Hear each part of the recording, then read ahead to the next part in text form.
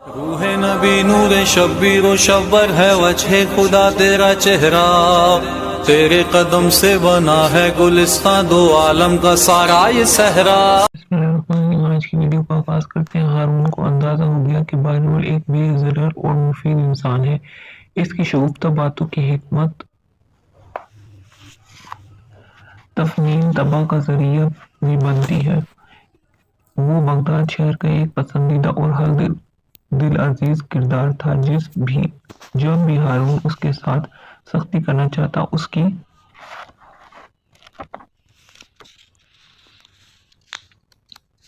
شوخی میں چھپی ہوئی دانشمندی اسے صاف بچا لے جاتی۔ بہلول کی تمام زندگی اسی آنکھ مچولی میں گزری۔ ہارون کوشش کرتا رہتا کہ اسے کسی طرح پھانس لے۔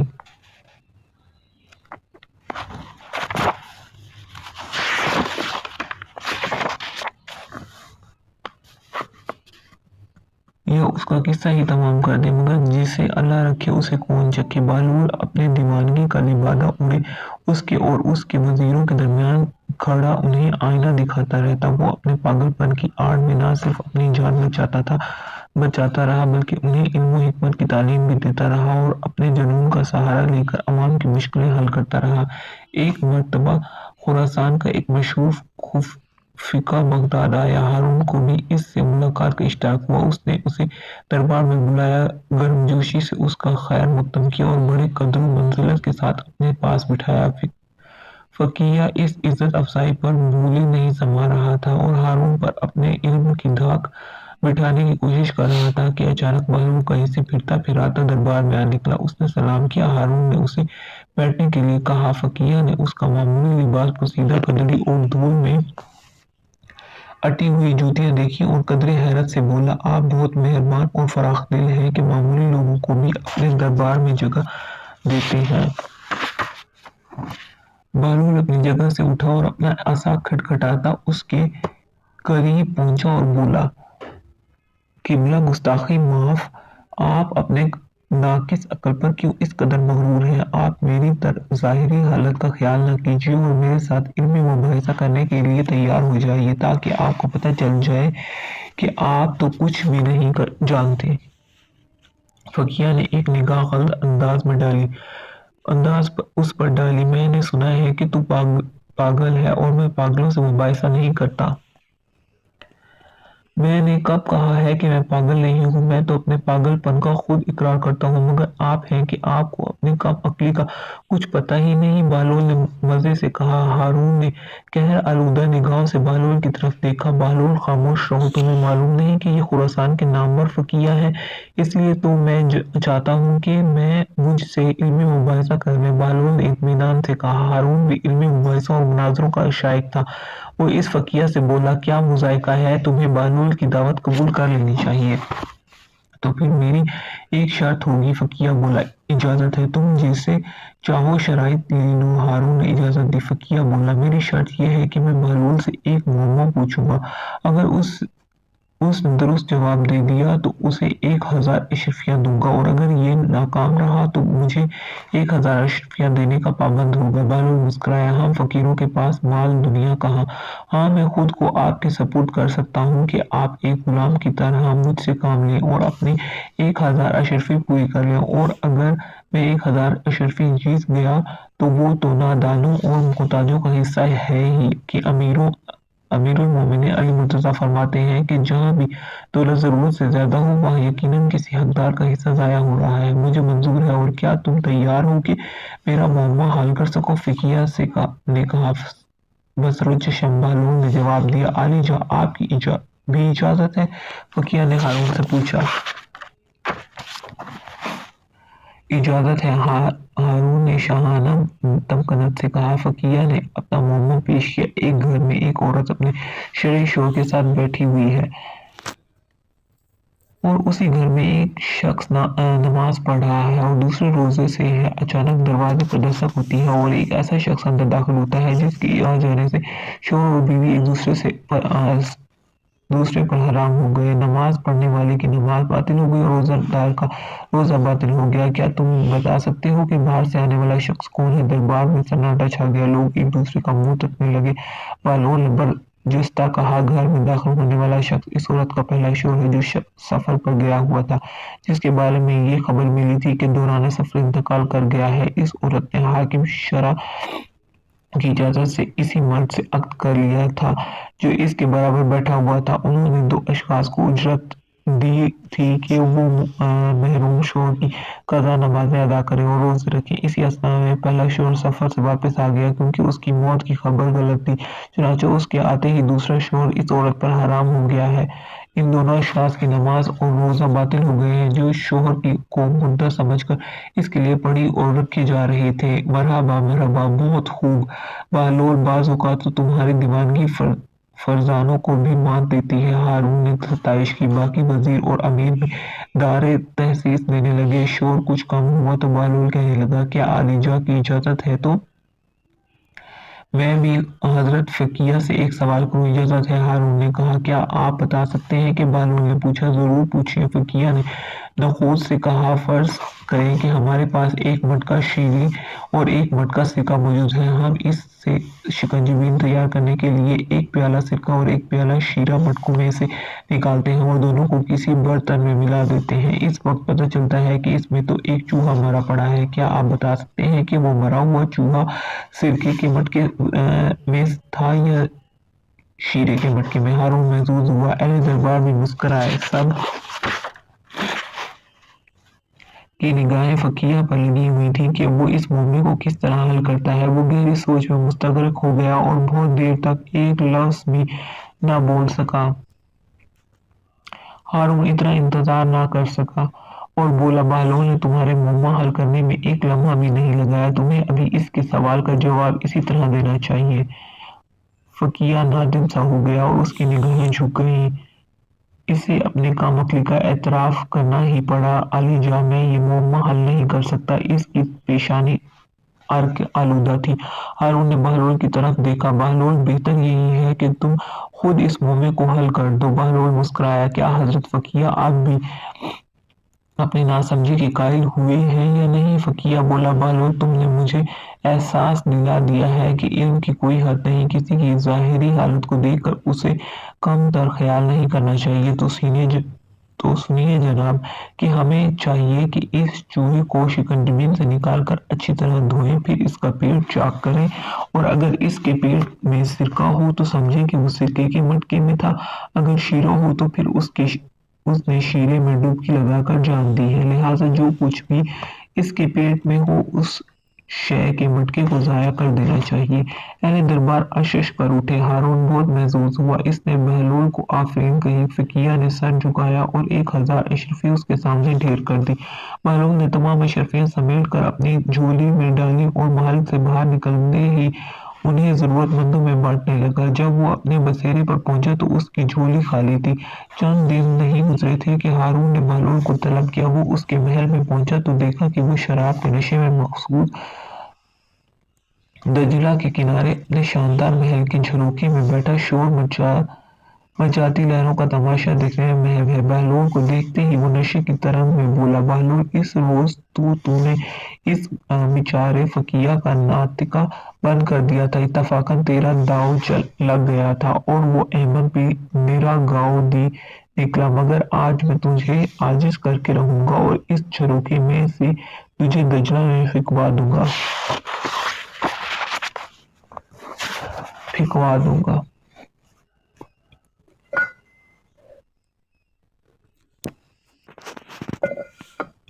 اور تو اسی طرح دجلہ کی موجوں میں غوطے کھائے گا جس طرح تیرے معمے میں چوہا شیرے اور سرکے کے مٹکے میں ڈبکیاں لگاتا رہا ہے۔ اور اگر میں نے معمہ بوجھ لیا تو بہلول نے کہا، تو پھر 1000 اشرفیاں انعام میں ملیں گی۔ اس نے بڑی شان سے کہا، جناب عالی، مجھے اشرفیوں کو قطعاً کوئی ضرورت نہیں ہے۔ ہاں، میری ایک اور شرط ہے، اگر وہ منظور ہو تو کوئی بات بھی है। बहलोल बोला, बयान करो। हारून ने हुक्म दिया, अगर मैंने मुम्मे का सही जवाब दिया तो इसके बदले मैं 100 कैदियों को रिहा करना होगा, मगर वो जिनके नाम मैं बताऊंगा। बहलोल ने अपनी शर्त पेश की। हारून हंसा, ये बात तो बाद की है, मगर मुझे मंजूर है, पहले तुम मुम्मा तो बूझ लो। देखो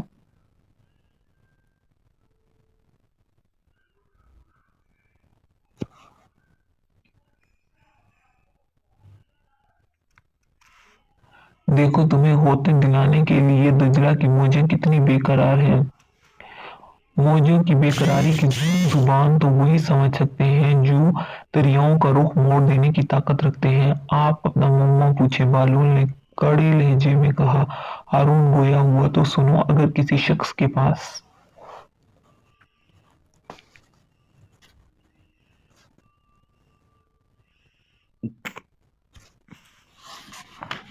एक बकरी, एक भेड़िया और घास का गट्ठा है और वो चाहता है कि दरिया पार कर ले, तो उसे क्या तरीका इख्तियार करना चाहिए कि ना बकरी घास को खाए और ना भेड़िया बकरी को। बालू ने एक लम्हा नहीं सोचा और बर्जस्ता कहा, इस शख्स को चाहिए कि भेड़िया और घास को किनारे पर छोड़े और बकरी को दरिया के पार ले जाए, फिर वो वापस आकर घास ले जाए और घास को तो इस किनारे पर छोड़ दे लेकिन बकरी को वापस ले आए। अब बकरी को तो उस किनारे पर छोड़ दे लेकिन भेड़िए को पार ले जाए, वापस आकर वो बकरी को ले जा सकता है। इस तरह ना बकरी घास खाएगी ना भेड़िया बकरी को खा सकेगा। हारून हैरान हुआ, बहुत खूब बहलोल, आज तो सितारे तुम्हारे हक में थे।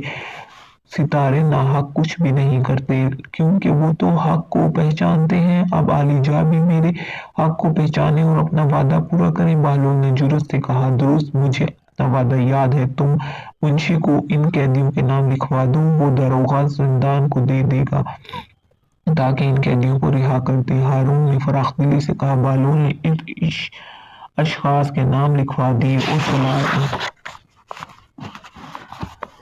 हारून का नशा उतरा तो उसके मुकर्रम ने उससे वो फहरिस्त दिखाई जो बहलोल ने लिखवाई थी और बोला, हुजूर ने बहलोल के साथ कुछ ज्यादा ही फयाजी का बर्ताव किया है, अगर आप इस फहरिस्त को एक मर्तबा मुलाहिजा फरमाएं तो बहुत मुनासिब होगा। हारून ने फहरिस्त देखी तो होश में आ गया और बहलोल को कैसा गजब का शरीर और फसादी है, ये सब तो इन लोगों के नाम है जिन्हें बगावत के जुर्म में कैद किया गया था।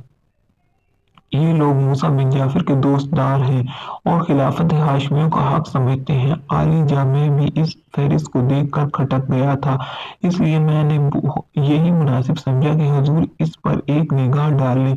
ये सब के सब तो बागी हैं। मुकर्रम ने कहा, मगर हम वादा कर चुके हैं, ऐसा ना हो कि वो दीवाना हमें बदनाम कर दे। हारून ने फिक्रमंदी से कहा, इसमें परेशान होने की जरूरत नहीं, हुजूर 10 आदमियों की रिहाई का हुक्म सादिर फरमाएं जिसका जुर्म जरा कम संगीन है, सफर हम साथ खुद पढ़ा लेंगे। मुकर्रम ने होशियारी से कहा। हारून मुस्कुराया, इस दीवाने के साथ यही होना चाहिए।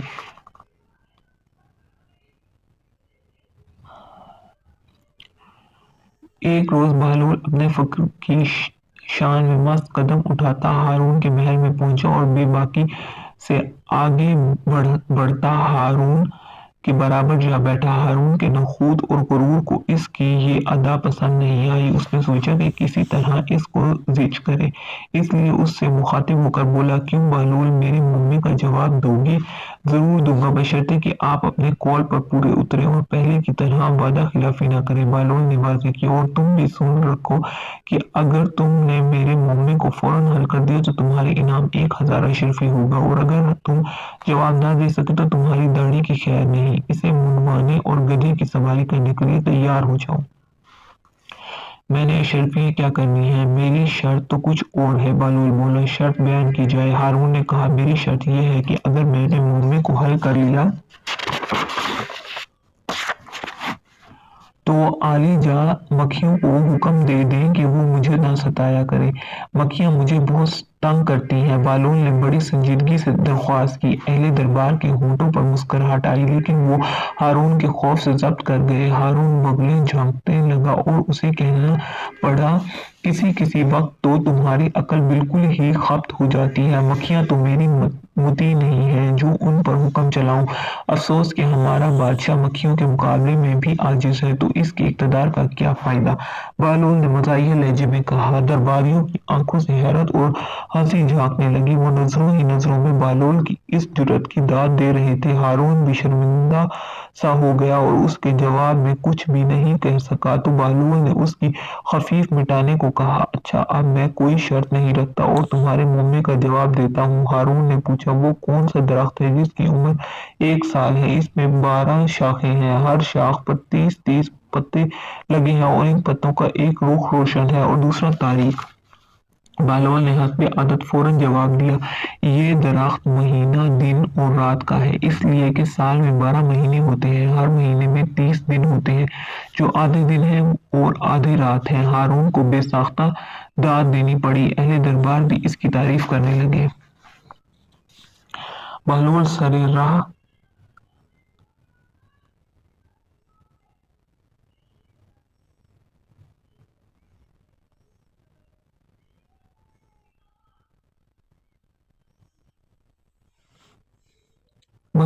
راہ کھڑا تھا، دیکھا کہ ہارون کی سواری آ رہی ہے۔ اس نے منہ کے گرد دونوں ہاتھ رکھے اور زور سے پکارا، ہارون ہارون ہارون۔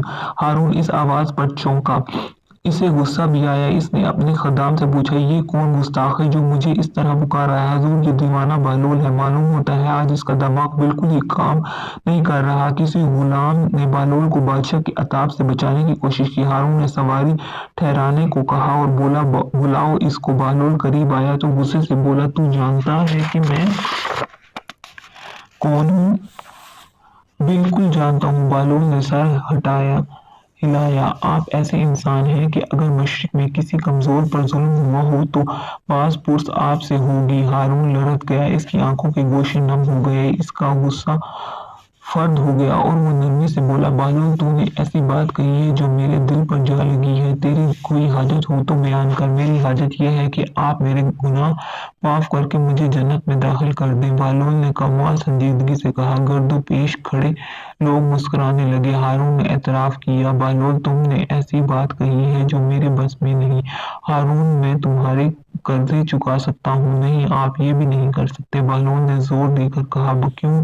ہارون نے ترشی سے سوال کیا، ایک قرضہ دوسرے قرضے سے ادا نہیں ہو سکتا؟ آپ تو خود عوام کے قرض دار ہیں، آپ ان کا قرض واپس کریں، یہ مناسب نہیں ہے کہ ان کا مال مجھے دے ڈالیں۔ بہلول کے انداز میں سچ تھا۔ ہارون مستغرق ہوا اور بات بدلنے کو بولا، پھر ٹھیک ہے، میں حکم دیتا ہوں کہ تمہیں کچھ جائیداد دے دی جائے تاکہ تمہاری گزر بسر سہولت سے ہو۔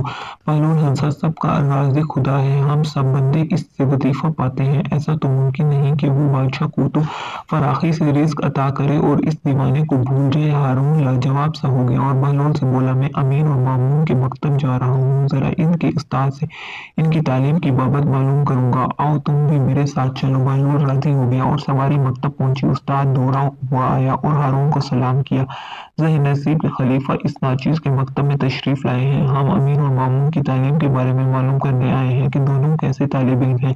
ہارون نے کہا، جان کی امان پاؤں تو کچھ عرض کروں۔ استاد بولا، ہاں تمہیں امان ہے، ہمیں دونوں کی تعلیمی کیفیت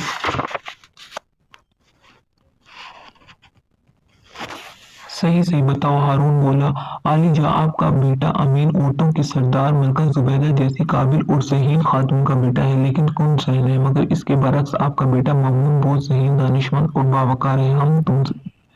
یہ تم نے عجیب بات کہی ہے، میں اسے تسلیم نہیں کر سکتا۔ ہارون نے حیرت سے کہا، میں اس کا ثبوت مہیا کر سکتا ہوں۔ استاد نے جواب دیا، یقیناً تمہیں شہزادوں کے بارے میں اتنی بڑی بات بلا ثبوت نہیں کہنی چاہیے۔ ہارون نے ناگواری سے کہا، میں نے یہ بات تجربے کے بعد کہی ہے۔ استاد بولا، اس وقت امین اور مامون تھوڑی تفریح لینے باہر گئے ہیں، میں یہ کاغذ مامون کے بیٹھنے کی جگہ فرش کے نیچے رکھتا ہوں اور امین کے بیٹھنے کی جگہ کے نیچے یہ اینٹ رکھ رہا ہوں، جب وہ آ جائیں تو آپ ملاحظہ فرمائیے گا کہ میری رائے کس حد تک درست ہے۔ تھوڑی ہی دیر بعد امین اور مامون واپس آ گئے۔ ہارون کو دیکھ کر دونوں حیران ہوئے اور اسے آداب کیا۔ ہارون نے انہیں بیٹھنے کی اجازت دی تو دونوں اپنی اپنی جگہ جا بیٹھے۔ ہارون دونوں کا بغور مشاہدہ کر رہا تھا۔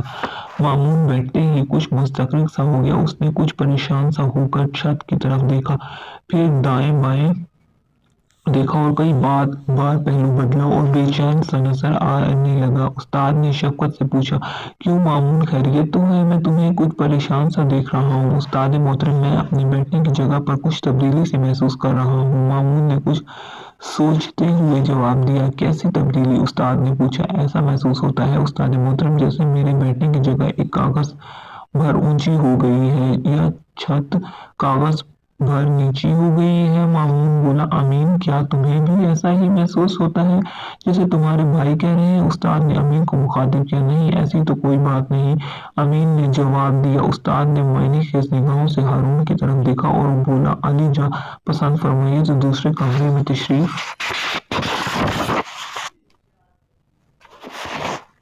रखे। हारून ने इजाजत दी और उस्ताद के साथ दूसरे कमरे में चला आया। बहलोल भी इसके हमरा था। उस्ताद ने मुतमईन लहजे में कहा, अल्हम्दुलिल्लाह कि मैंने आपके सामने अपनी राय का सबूत भी पेश कर दिया। हैरत है, अमीन की माँ अरब की ज़हीन औरतों में से है, कोई इसका हमसर नहीं।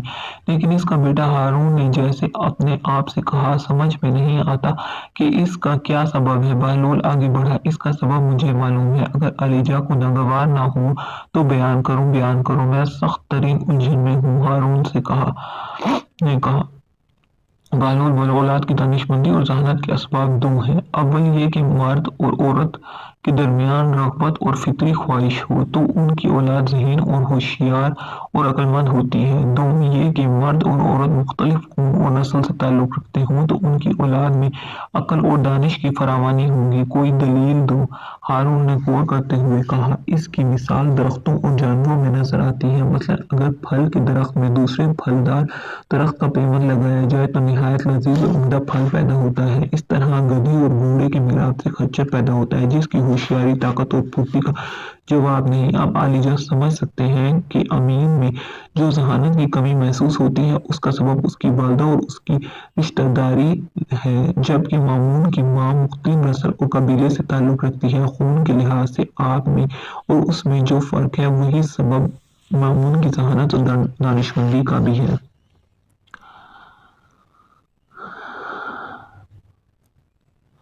मेरे चैनल को सब्सक्राइब करना, वीडियो को लाइक करना और बेल आइकन पर बटन दबाना बिल्कुल न भूलिएगा। हारून इसकी बात पर गौर करता रहा। उस्ताद भी कायल नजर आता था लेकिन मुंह से कुछ नहीं कह रहा था कि मुबादिक खलीफा इसे गुस्ताखी तस्वुर करे। हारून ने बहलोल की तरफ देखा और हस्बे आदत इसके कमाल को कम तर करने के लिए बोला, हो ना तुम दीवाने, पागल बेचारा ऐसी बातों के अलावा और कर भी क्या सकता है। और इस सब डिटेल के बाद इंशाल्लाह नेक्स्ट वीडियो के साथ फिर हाजिर होंगे। आप लोगों ने अपनी दुआएं जो है वो कमेंट्स में लिख देनी है ताकि मैं जो है वो आपका नाम लेकर दुआ मांगूं, क्योंकि अक्सर लोगों की कमेंट्स में दुआएं तो लिखी हुई होती हैं लेकिन नाम नहीं वाज़ेह किया जाता। प्लीज़ पहले नाम लिखें, उसके बाद फिर कमेंट में अपना दुआ लिखें। और प्लीज़ 89% लोग ऐसे हैं जो कि चैनल पे आते हैं, वीडियो देखते हैं और चले जाते हैं। प्लीज़ वो लोग जो हैं वो सब्सक्राइब जरूर करें चैनल को। शुक्रिया, अल्लाह हाफ़िज़।